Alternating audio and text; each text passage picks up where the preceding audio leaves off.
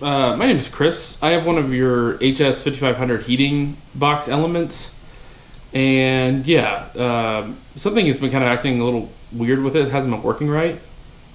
No, I was just going to see if there's any way we could exchange it for a new one. Hello?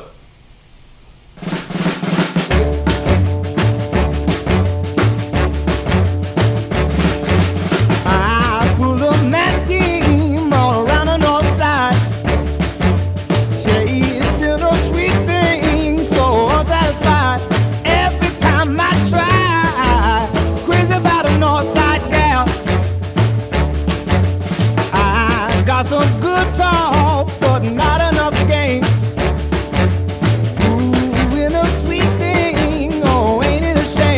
We got kind of a crazy day today. Actually, we have kind of a crazy couple weeks happening right now. We have 21 new state liquor agencies that are going to start carrying all three of our products. So we've been trying to fill orders. We've been trying to crank out as much vodka, corn whiskey, and moonshine as we can, and it's kind of been a little bit stressful, but all we can do is kind of just keep pressing along and just kind of keep making as much as we can. Also, to kind of add to our stress level, we literally just got a call that said we are going to do 30 cases to our distributor in Kentucky now as well. So, good news, we're now selling in Kentucky. Bad news is we have another 30 cases we need to fill roughly by next week. So, this week's episode, we're going to be talking about making our mash, and you're going to see us making a little bit of corn whiskey mash today, and I'm going to talk a little bit about how we do that. The first thing we do when we make a corn whiskey mash is we actually have to heat up the water, and we're going to put that water onto our corn actually after it heats up to around 200 degrees.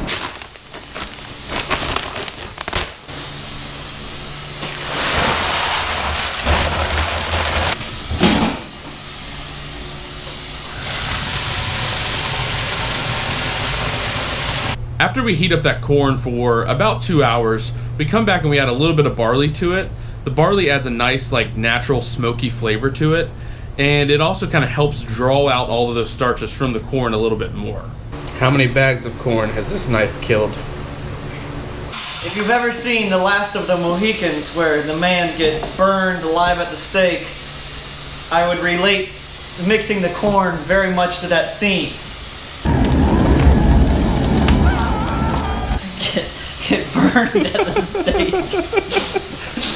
This seems very similar. So after we make our mash and it cools down overnight, we come back the next day and it kind of looks like this a little bit, just kind of grainy and bubbling and stuff. You got the barley and the corn all in there working together. And what we do now is we actually come back and we actually add our yeast to it, and that's actually what starts the fermentation process.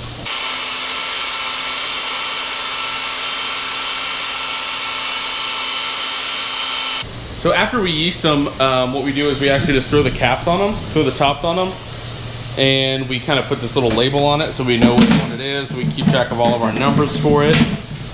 Once we're done, we actually push it into our fermentation room where it is temperature controlled so our yeast can actually work throughout its course. And it typically takes about 5 to 6 days to completely run through. And once it's done is when we actually bring it back out here and distill it.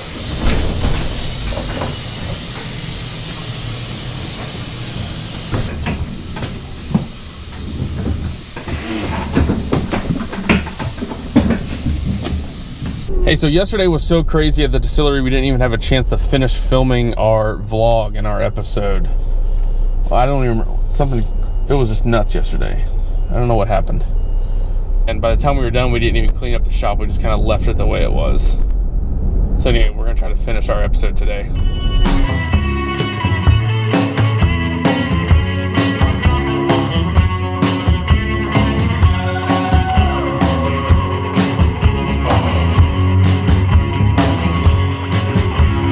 Here I go, falling down, down, down. My mind is a blank, my head is spinning around and around as I go deep into the funnel of love. It's such a crazy, crazy feeling. I get weak in the knees. My poor old head is a-reeling as I go deep into the funnel of love. Tried to run and hide, even tried to run away.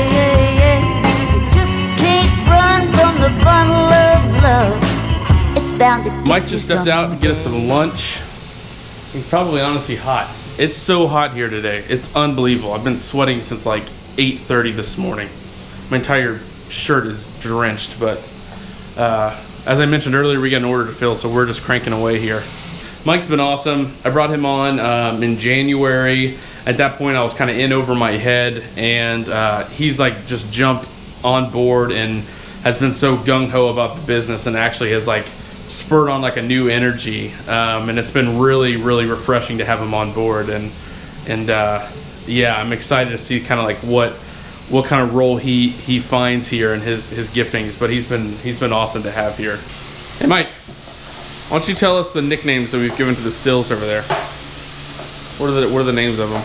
Over here on the right, we got Rocky Mountain High, also known as John Denver. In the middle, I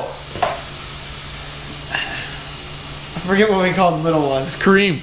Oh, Kareem Abdul-Jabbar, because he's so, obviously he's taller than his friends. And then over here we got Barbara Bush. Meet the team. The fermenting process takes somewhere between 5 to 7 days. We continually test it as it's fermenting to make sure that all of the sugars in there are actually breaking down. In a later episode, I think I want to talk a little bit more about fermenting and yeast and how all that works. But for now, just know that it takes about 5 to 7 days to work. And then once it's done, we pull it back out and we actually start running it through our stills. Hey, that's it. We're done for the day. We are sweaty. We've lost about 10 pounds of sweat. No, just the liquid, the heat. But we're done. We made some good products today. We'll see you next week. It's the original version. Is it? Yeah. What am I used to? Smashing Pumpkins. No, I'm like, that's different than the normal one. This is different. It's different, I'm telling you. What?